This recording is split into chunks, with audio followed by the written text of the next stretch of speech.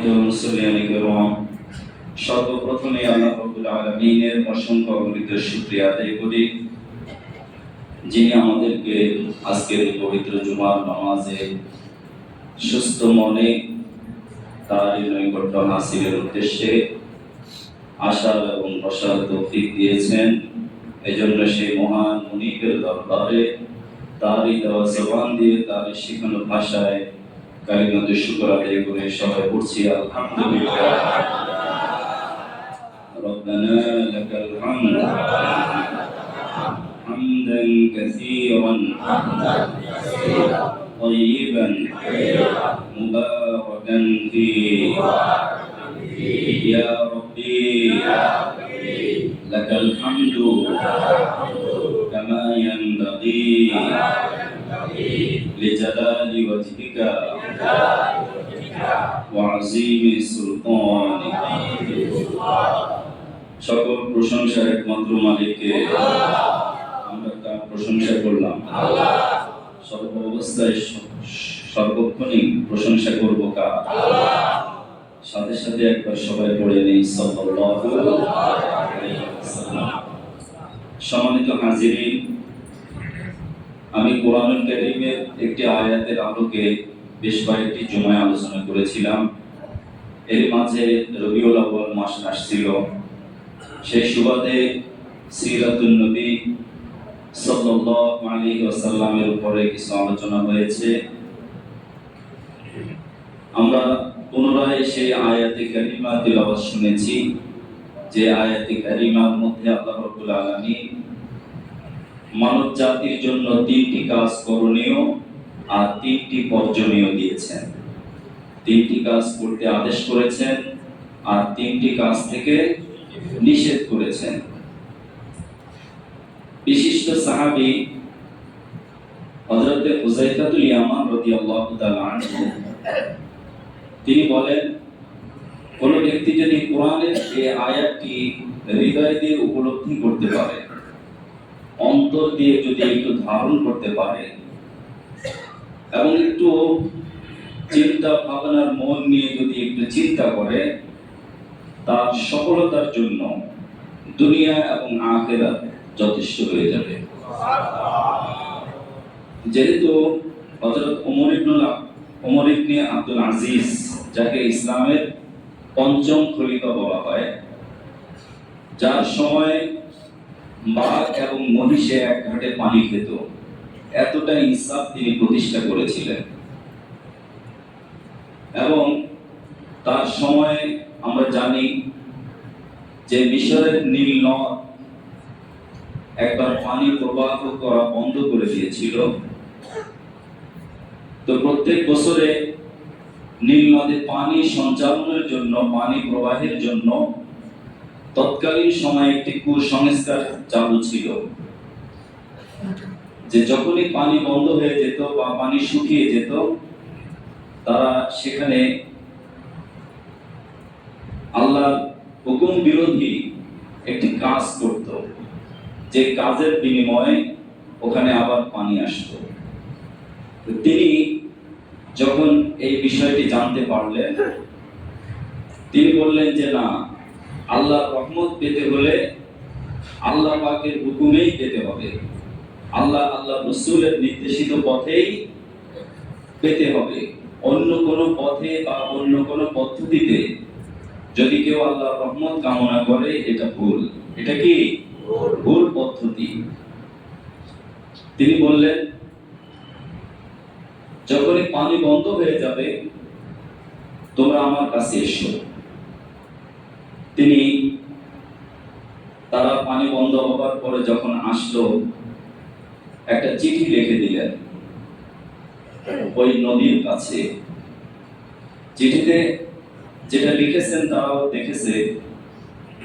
তিনি চিঠিতে বলেছেন যে আল্লাহর হুকুমে তুমি প্রবাহিত হও, আমি সে আল্লাহর নামের দোহাই দিয়ে বলছি, এখনো সে আল্লাহর নামেই তুমি প্রবাহিত হয়ে যাও। শুধুমাত্র এতটুকুই কথা হযরত ওমর ইবনে আব্দুল আজিজ বললেন, আর অন্য কিছুই বলেননি।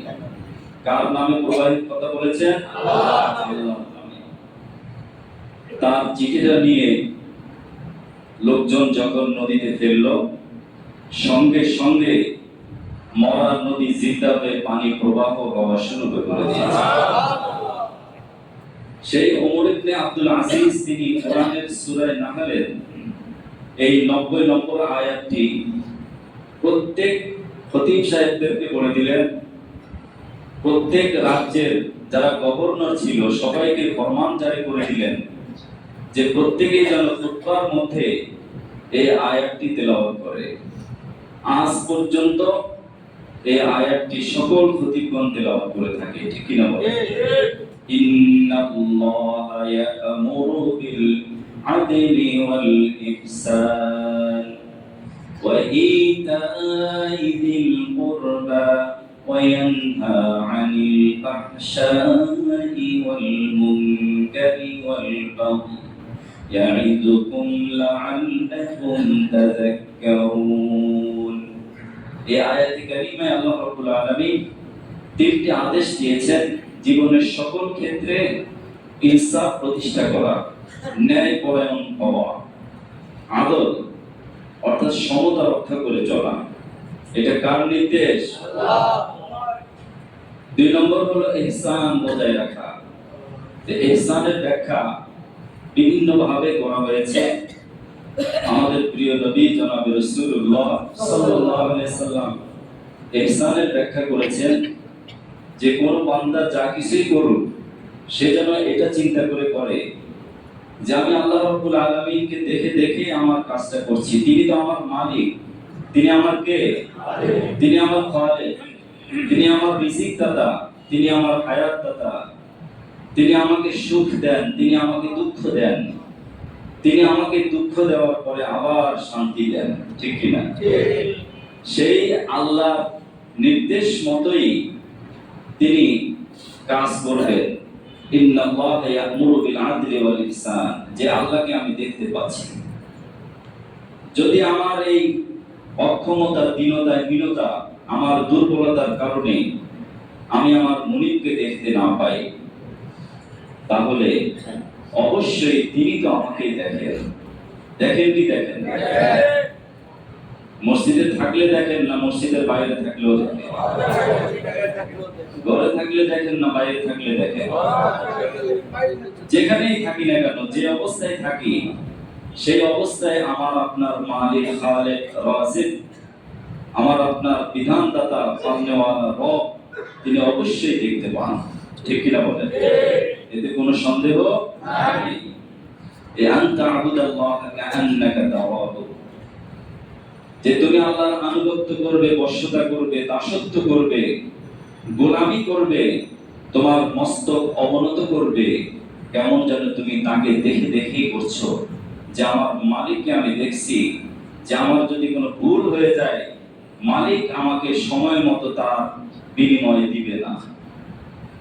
যদি মালিক না দেখে, আমি যদি মালিক না দেখি, সেই শক্তি যদি আমার না থাকে, আমি এটা দৃঢ় বিশ্বাস করি সর্ব অবস্থায় আমার মালিক, আমার খালিক, আমার রব, আমার পালনেওয়ালা, আমার স্রষ্টা আমাকে দেখেন। এটাই হলো ইহসান। 3 নম্বর হলো আল্লাহ পাকের নির্দেশ যে আল্লাহর হুকুম পালনের পাশাপাশি বান্দার প্রতি সদয় হওয়া, অর্থাৎ বান্দার হক আদায় করা। হুকুকুল্লাহর পাশাপাশি হুকুকুল ইবাদ, বান্দার যে হক রয়েছে সেই হকের ব্যাপারে অবশ্যই নিষ্ঠা এবং কর্তব্য পরায়ণ হওয়া, আদেল হওয়া। যে কোনো অবস্থাতে মাতা পিতার হক যেন লঙ্ঘিত না হয়। একজন মা, একজন বাবা, তারা যেন তাদের সন্তানদেরকে নেক সন্তান বানানোর চেষ্টা করে। আবার ওই সন্তান যখন পরিণত হবে, বয়স্ক হবে, তারাও যেন তাদের মাতা পিতাকে কষ্ট না দেয়। মা বাবার প্রতি সন্তানের যেমন দায়িত্ব কর্তব্য রয়েছে, সন্তানেরও মাতা পিতার প্রতি দায়িত্ব কর্তব্য আছে। আছে কি আছে না? এই ইহসানের পরে আল্লাহ রাব্বুল আলামিন ওয়াআতিজাল কুরবা বলেছেন যে যারা একেবারে নিকট থেকে নিকটতম, তাদের হক যেমন আছে, যারা তার চাইতে একটু দূরে, তার চাইতে একটু দূরে বা অনেক দূরে একজন হলো আত্মীয় হিসাবে, আরেকজন প্রতিবেশী হিসাবে, আরেকজন সমাজের মানুষ হিসাবে, আরেকজন দেশের মানুষ হিসাবে, আরেকজন অমুসলিম মানুষ হিসাবে, আরেকজন পৃথিবীর যে প্রান্তে থাকুক না কেন একজন মানুষ হিসাবে অপর মানুষ তার প্রতি সহানুভূতিশীল হওয়া, এটা কার নির্দেশ? এই বান্দার হকের ব্যাপারে আল্লাহ রাব্বুল আলামিন নির্দেশ দিলেন। এই তিনটি নির্দেশ পাওয়ার পরে বান্দা যেন পাশাপাশি আর তিনটি নিষিদ্ধ কাজ থেকে বিরত থাকে। তার ভিতরে এক নম্বর কি? ওয়ায়ানহা আনিল ফাহশা। এক নম্বর হলো জীবনের সব ক্ষেত্রে যত অশ্লীলতা রয়েছে, যত নেকি বিবর্জিত কাজ রয়েছে, যত বিবেক বিবর্জিত কাজ, যত প্রকারের বেহায়াপনা, অশ্লীলতা, ব্যভিচার, অন্যায় অপরাধ থেকে নিজেকে মুক্ত রাখা। আল্লাহ পাকের নিষিদ্ধ কাজগুলোর মধ্যে দ্বিতীয় নম্বরে আল্লাহ তাআলা যে আদেশটি করেছেন, আজকে আমার আলোচনার বিষয় সেটাই। খুবই সংক্ষেপে বলবো যে আল মুনকার, যে মুনকার শব্দটি আমরা সবাই শুনে থাকি, যে সবাই আমরা এই আয়াতটি তেলাওয়াত শুনি, কুনতুম খায়রা উম্মাতিন উখরিজাত লিন-নাস, তোমাদেরকে শ্রেষ্ঠ বানানো হয়েছে জাতির কল্যাণের জন্য। কাদেরকে বলা হয়েছে? আমাদেরকে বলা হয়েছে। আমরা যারা আছি আমাদেরকে বলেছেন কে? আল্লাহ। খায়রা উম্মাতিন, সর্বোত্তম জাতি। আমাদেরকে আল্লাহ রাব্বুল আলামিন দুনিয়াতে পাঠিয়েছেন মানবতার কল্যাণের জন্য। এবং আল্লাহ তাআলার নির্দেশ, তা'মুরুনা বিল মা'রুফ ওয়া তানহাউনা আনিল মুনকার, যে তুমি তখনই শ্রেষ্ঠ হবে, তোমার শ্রেষ্ঠত্ব অক্ষুণ্ণ থাকবে, শ্রেষ্ঠত্ব বজায় থাকবে, তুমি সৃষ্টিকুলের মাঝে আল্লাহর কাছে শ্রেষ্ঠ বলে পরিগণিত তখনই হবে যখন তুমি সৎ কাজের আদেশ করবে, অসৎ কাজের নিষেধ করবে। এই অসৎ কাজকে আরবিতে মুনকার বলা হয়। বাংলায় আমরা শুধু অসৎ কাজ শুনি। এখন অসৎ কাজ কি? মুনকার শব্দটা আসলে প্রকৃত অর্থটা কি? মানাল মুনকারি তুরফাদুন নুফুসুস সালিমা। বিখ্যাত অভিধানবেত্তা কামুস আল ফিকহ আল মুনজাদ আরবি অভিধানের মধ্যে বলা হয়েছে যে শরীয়তের পরিভাষায় মুনকার বলা হয় যে কোনো মানুষের যদি বিবেকটা যদি সুস্থ থাকে, সুস্থ বিবেক, বিবেক কখনো কখনো অসুস্থ হয়ে যায়, হয় কি ভাই? যখন অন্যায়ের সাথে সে সরাসরি জড়িত হয়, অন্যায়কে অন্যায় মনে না করে, মন থেকে অন্যায়ের প্রতি কোনো ঘৃণাবোধ সৃষ্টি না হয়, তাহলে বুঝতে হবে তার বিবেক সম্পূর্ণ রোগাক্রান্ত। বিবেক কি? রোগাক্রান্ত বিবেক। এই বিবেক যদি না হয়ে তার যদি আকলে সালিম থাকে, সুস্থ বিবেক থাকে, এই সুস্থ বিবেক যেই কাজগুলোকে অপছন্দ করে থাকে, যেই কাজ করলে তার বিবেক নাড়া দেয়, বিবেক ব্যথিত হয়, কষ্ট পায়, বিবেক একটু মর্মাহত হয়, বিবেকে বলে যা কাজটা করা ঠিক হয়নি, এরকম হয় কি হয় না? এই বিবেকের তাড়নায় আকলে সালিম যার আছে, এই বিবেক যেটাকে অপরাধ বলে অপরাধ মনে করে থাকে, আর ভালো কাজকে বিবেক যেটাকে ভালো কাজ মনে করে থাকে, এবং সাথে সাথে আল্লাহ রাব্বুল আলামিনের নির্দেশও সেখানে আছে, আল্লাহ পাকের নির্দেশও যুক্ত আছে, যেটা আমার মন চায় এটা করতে, আবার আমার মনে হয় যে কাজটা ভালো, কিন্তু আল্লাহর কাছে কাজটা কি ভালো নয়। আসা আন তুহিব্বু শাইআন ওয়া হুয়া খায়রুল লাকুম ওয়া আসা আন তুহিব্বু শাইআন ওয়া হুয়া শাররুল লাকুম। আল্লাহ রাব্বুল আলামিন বলেছেন যে পৃথিবীতে এমন অনেক কাজ আছে যেই কাজগুলো তোমার কাছে পছন্দের, তোমার কাছে মনে হয় কাজটি ভালো, আমাদের কাছে মনে হয় কাজটা খুবই ভালো, কিন্তু আল্লাহ সেটা পছন্দ করেন না, অথচ সেটা তোমার জন্য কল্যাণকর। সেটা কি আমার আপনার জন্য কল্যাণকর। আবার পৃথিবীতে এমন অনেক কাজ আছে যেগুলো আমাদের অপছন্দ, করতে ভালো লাগে না, অথচ সেটাই আমার জন্য কল্যাণকর, সেটাই আমার জন্য কি কল্যাণকর, সেটাই আমার জন্য ভালো। এই যে এই অবস্থায় যদি আল্লাহ রাব্বুল আলামিন আমার আপনার অন্তরকে দান করেন, তাহলে আকল আমাকে যেটাই সাপোর্ট দিবে সেই কাজটাই ভালো, আকল আমাকে যেটা সাপোর্ট দিবে না সেই কাজটা কি খারাপ। এটাই মুনকার, এটাই কি মুনকার। কোরআনুল কারীম আল্লাহ রাব্বুল আলামিন মুনকার শব্দটি প্রায় 17 থেকে 18 বার ব্যবহার করেছে। কয়বার? 18 বার মুনকার শব্দটি আছে, অসৎ কাজ। যেমন আল্লাহ রাব্বুল আলামিন পবিত্র কোরআনুল কারীমের সূরা আনকাবুতের মধ্যে বলেন, ইন্নাস সালাতা তানহা আনিল ফাহশাই ওয়াল মুনকার, ইন্নাস সালাতা তানহা আনিল ফাহশাই ওয়াল মুনকার। নিশ্চয়ই সালাত মানুষকে, ফাহশা মানে কি অশ্লীলতা এবং মুনকার অসৎ কাজ থেকে বিরত রাখে। এটা সালাত তার ডাল স্বরূপ থাকে। সালাত কি থাকে? সালাত তার সাথে রক্ষক হিসাবে থাকে, প্রহরীর ভূমিকা পালন করে, একজন নিরাপত্তা ভূমিকা পালন করে থাকে সালাত। যে ব্যক্তি সালাত নিয়মিত পড়বে, সালাতকে যে গুরুত্ব দিবে, অন্যায় অপরাধ অশ্লীল ওই সালাত তাকে বিরত রাখবে, অশ্লীল কাজ থেকে কি থাকবে? বিরত রাখবে।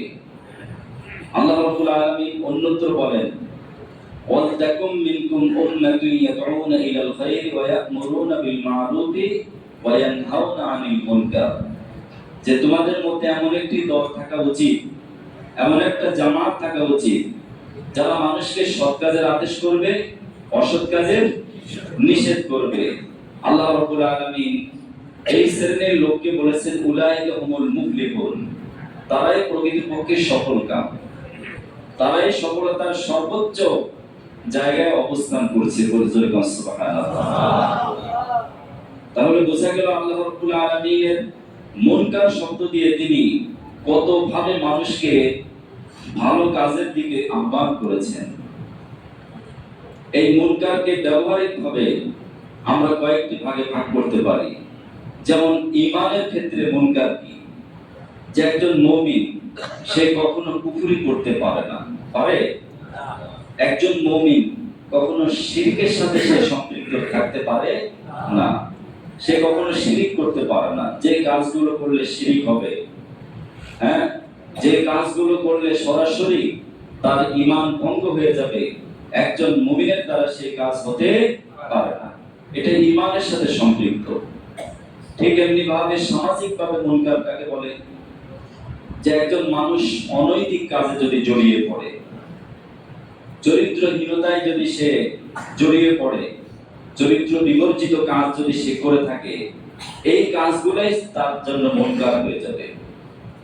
ঠিক আমরা যদি চিন্তা করি জাতীয়ভাবে, আন্তর্জাতিকভাবে যত কাজগুলো রয়েছে আমাদের বিবেক বিবর্জিত, অর্থাৎ আল্লাহ রাব্বুল আলামিনের নিষিদ্ধ যত কাজ আছে, কুল্লু মা নাহাল্লাহু আনহু ফাহুয়া মুনকার। শরীয়তের পরিভাষায় মুনকার বলা হয় যে প্রত্যেক ওই সমস্ত কাজ যেগুলো আল্লাহ তাআলা নিষেধ করেছেন।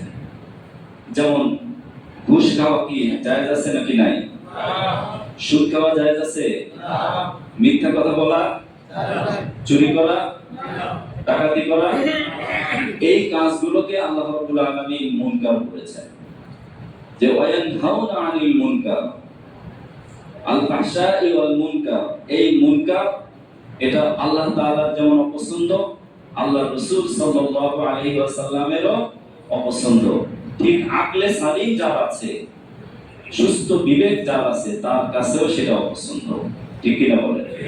তাহলে বোঝা গেল আল্লাহ রাব্বুল আলামিন যেটাকে নিষেধ করেছেন, আল্লাহ রাসূল সাল্লাল্লাহু আলাইহি সাল্লাম যেটা প্রতিদিনই নিষেধ করেছেন, এবং আমার আপনার সুস্থ বিবেক যেটাকে নিষেধ করে থাকে, আল্লাহর ভাষায় সেটাই হলো অপছন্দ, মুনকার। সেটা কি? মুনকার। এই মুনকারাত থেকে আল্লাহ তাআলা যেন আমাদেরকে বেঁচে থাকার তৌফিক দান করে দেন। এইজন্য যখন আমরা মুনকার দেখব, তখন আমরা কি করব? হাদিস শরীফে বিশ্বনবী জনাব রাসূলুল্লাহ সাল্লাল্লাহু আলাইহি ওয়াসাল্লাম বলেছেন, কোন ব্যক্তি যদি কোনো অপরাধ দেখে আর যদি সে অপরাধকে দমন করার চেষ্টা না করে, কোন মুনকারকে যদি সেটাকে কি করে দমন করার চেষ্টা না করে, এক পর্যায়ে ওই অপরাধ তার উপরেও আসবে। ঠিক কিনা বলে? এজন্য নবীজি সাল্লাল্লাহু আলাইহি সাল্লাম ঈমানের ক্লাস ঠিক করে দিয়েছেন, first class, second class, third class. First class ঈমান কাকে বলে? যদি অপরাধ দেখি আমার কি দ্বারা প্রতিহত করব? হাত দ্বারা। আবার যখন হাত দ্বারা আমার আপনার সম্ভব হবে না, তখন কি দ্বারা করব? আমাকে যে আল্লাহ তাআলা যে জবান দিয়েছেন, এই জবান দিয়ে আমি অপরাধ প্রতিহত করার চেষ্টা করব।